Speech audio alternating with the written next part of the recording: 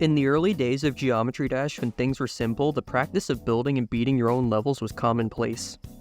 Everyone did it, and that was what was expected of you, even by the game itself, with the requirement to verify a level to upload it to the servers. In Update 1.7, something would happen that would shake that very foundation. With the release of levels like Velocissimo and Collaboration, the practice of multiple people working on the same project became a reality in the community.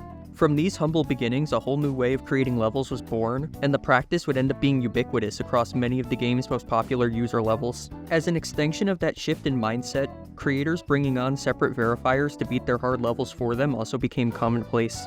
If we take a look at the current day demon list, only a handful of the levels were verified by those who created them, and only a few of those levels had no other creators involved either. Out of those handful of creators, there's one name that stands out, a player who has carried on the old way of doing things in the modern era of the game. That player is Demishio.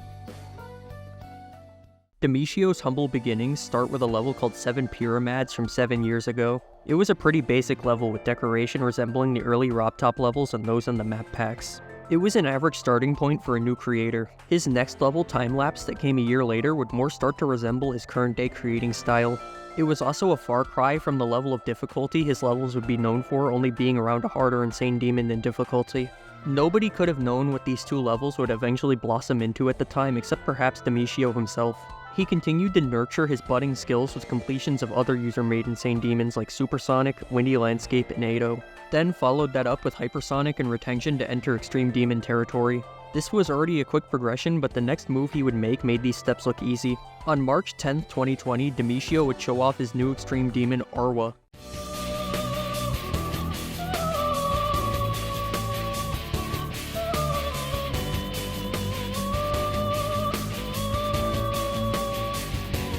It was an evolution from Time-Lapse on all fronts. His gameplay and deco were both more refined and filled with life, and the difficulty was cranked up to 11. With the level finished, it would be time for him to try his hand at proving his creation was possible. 5 days after the initial showcase, he'd start out with 37% and then continue reaching 45, 59, and then a fail at 83%. After 135,443 attempts, Demishio got this run.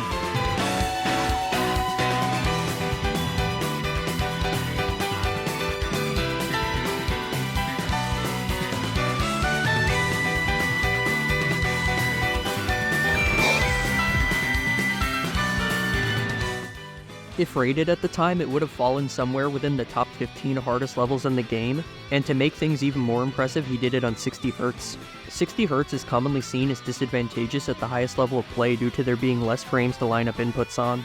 The players of 2020 were mostly using 144 Hz or 240 Hz, with little 60 Hz users being able to keep up with them. It didn't take very long following Arwa's verification for Demishio to start work on another Extreme Demon, one that would make even Arwa look easy. This is Widestep.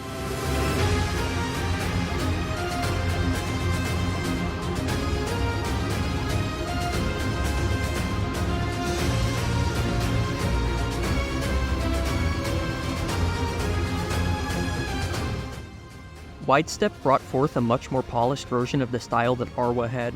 It also made the visual effects more subtle and in line with the beats of the song. He was starting to come into his own as a creator alongside the playing skill he already demonstrated. Could he also rise to the difficulty of his new creation?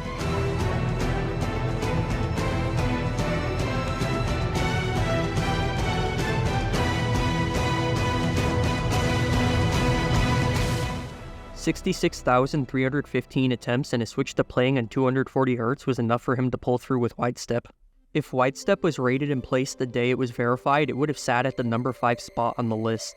It would have been a whole 29 spots above the other hardest fully solo level, Spectrum Cyclone. Demishio demonstrated an ability to build and beat top demons that hadn't been seen since Kermal. Following Widestep, he went back to playing levels other people made. Number 133, Shock Therapy, number 70, Digital Descent, number 48, Macabre, and number 16, Cognition all fell to him. On November 17, 2021, he uploaded his first progress on the at the time number 7 demon, the Golden. 10 days later, he upped his score to 76, got a fail at 88, and opened 2022 with his first completion of a rated top 10 demon. In the time he was picking off these levels, something was brewing. The level that would go on to define his legacy. On April 14, 2022, Demishio showed Kyouki to the community.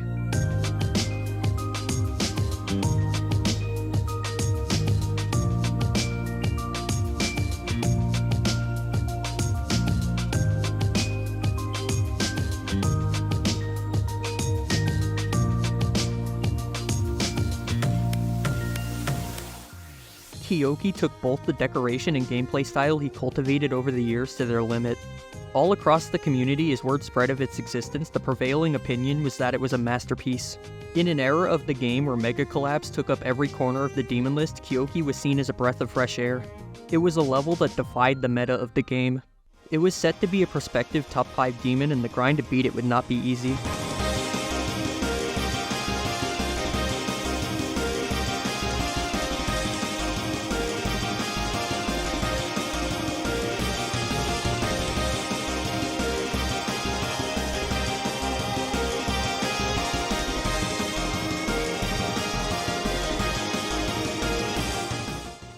501,997 attempts across both playtesting and verifying was what it took for Kyouki to see the light of day. All around, the level had to have taken hundreds of hours of passion to see through. Kyouki got rated a few weeks after being verified, and it would end up at the number 3 spot on the demon list. A solo demon hadn't made it into the top 3 since Conical Depression all the way back in 2016. What Demishio managed to do was completely unprecedented in the current era of the game. With his newfound fame and appreciation in the community, both Arwa and Widestep would end up being noticed and finally receive their in-game ratings and place on the demon list as well. As it stands, all 3 levels remain ranked within the top 150 hardest rated levels in the entire game. Following Kyouki, Demishio has seemingly moved on from Geometry Dash after finally accomplishing what he set out to do, and has turned his focus into producing music. Demishio's run as a player-creator hybrid is a very special one that had many hours and hundreds of thousands of attempts poured into it and should be celebrated.